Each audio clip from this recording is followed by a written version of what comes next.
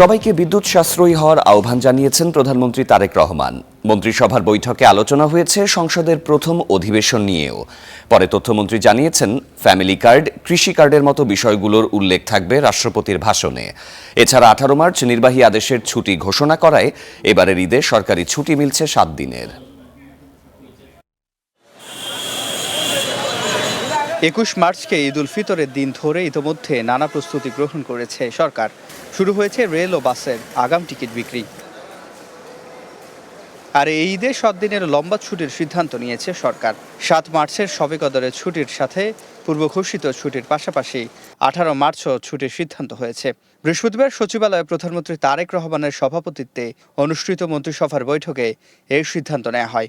18 March থেকে ছুটি এটা সিদ্ধান্ত হয়েছে এবং এটা ফাইনাল চলে আসবে আপনাদের সামনে অতি শীঘ্রই। এক্স্যাক্ট কি ছুটিটা হবে সেটা যেহেতু এগেইন ক্যাবিনেট সেক্রেটারির দায়িত্ব আপনাদেরকে জানানো, তাহলে আমি বলে দিলে তার দায়িত্ব সে কিভাবে পালন করবে।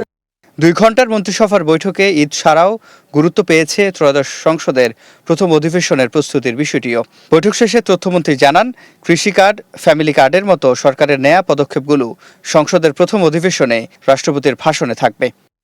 ইতিমধ্যে আমরা যে সিদ্ধান্তগুলি নিয়েছি, ফ্যামিলি কার্ড, কৃষক কার্ড, তারপরে কৃষি ঋণ, সেগুলি রাষ্ট্রপতির ভাষণের মধ্যে সরকারের এই সমস্ত পদক্ষেপগুলিকে রাষ্ট্রপতির ভাষণের মধ্য দিয়ে যাতে প্রতিফলিত হয়, ইতিমধ্যেই যে প্রতিশ্রুতি এবং যেগুলি আমরা বাস্তবায়ন করার উদ্যোগ নিয়েছি। এদিকে সচিবালয় সহ সারা দেশে সকলকে বিদ্যুৎ সাশ্রয়ী হতে আহ্বান জানিয়েছেন প্রধানমন্ত্রী। বৃহস্পতিবার নিজের কক্ষের অর্ধেক লাইট কমিয়ে সকল মন্ত্রণালয়কে সাশ্রয়ী হওয়ার পরামর্শ দিয়েছেন সরকার প্রধান। সিফাত শাহরিয়ার, স্টার নিউজ, ঢাকা।